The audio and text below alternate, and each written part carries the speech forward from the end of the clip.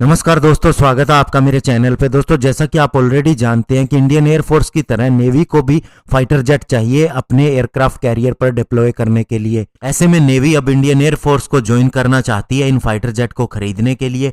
कैसे, आज इसी पर बात करेंगे। चलिए दोस्तों शुरू करते हैं। तो दोस्तों, नेवी अब अपने उस टेंडर जिसमें multi role carrier based fighter jet खरीदे जाने हैं, इंडियन एयरफोर्स के उस टेंडर जिसमें 114 फाइटर जेट उसे खरीदने हैं, उसके साथ में कंबाइन करना चाहती है। और ये आइडिया इसलिए आया है क्योंकि नेवी अब उन फाइटर जेट की संख्या को कम करना चाहती है जिसे खरीदा जाना है, क्योंकि डीआरडीओ ने ऑलरेडी एक लोकल फाइटर जेट बनाने के लिए फैसला कर लिया है। और इसके ऊपर बोलते हुए इंडियन नेवी के चीफ एडमिरल करमबीर सिंह ने कहा कि हमारे पास मिग 29K फाइटर जेट है जिसे हम INS विक्रमादित्य के ऊपर से ऑपरेट कर रहे हैं, और इसे हम अपने लोकल बने एयरक्राफ्ट कैरियर के ऊपर से भी ऑपरेट करेंगे। और उसके बाद हमने सोचा है कि हम multi role carrier borne fighter jet जो हमें चाहिए वो इंडियन एयरफोर्स के साथ में जाके खरीदेंगे। और नेवी ऑफिशियल ने यह भी बताया है कि उन्होंने इंडियन एयरफोर्स को अप्रोच किया है और वे उनका रिस्पॉन्स का वेट कर रहे हैं। और इसके अलावा लोकल फाइटर जेट के ऊपर बोलते हुए एडमिरल सिंह ने बताया कि twin engine deck based fighter jet यानी TDBF जो डीआरडीओ और एरोनॉटिकल डेवलपमेंट एजेंसी ने उन्हें ऑफर किया है, वे उसके साथ जाना चाहते हैं। और ये सच में ही फाइटर जेट जल्द ही आएगा। और ये indigenous deck based fighter jet indigenous aircraft carrier के ऊपर से उड़ान भरेगा।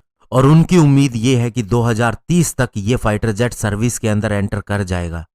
और पास्ट के बारे में बता दें कि 2017 के अंदर इंडियन नेवी ने एक RFI जारी की थी एक फाइटर जेट के लिए, और जिसे इवैल्यूएट किया जा रहा है। हालांकि दोस्तों, नेवी को इसके तहत 57 कैरियर बोर्न फाइटर जेट चाहिए थे, लेकिन अब कम बजट के चलते और इसके अलावा लोकल फाइटर जेट डेवलप किया जा रहा है, तो नेवी ने इसे 57 से 36 कर दिया है। हालांकि फाइनल डिसीजन अभी भी अवेटिंग है। लेकिन दोस्तों, अब ये टेंडर इंडियन एयरफोर्स के साथ में कैसे जाता है ये देखना होगा, क्योंकि दोस्तों Indian air force single engine fighter jet भी खरीद सकती है और ट्विन इंजन फाइटर जेट भी, जबकि नेवी की रिक्वायरमेंट क्लियर है कि उसे ट्विन इंजन फाइटर जेट ही चाहिए।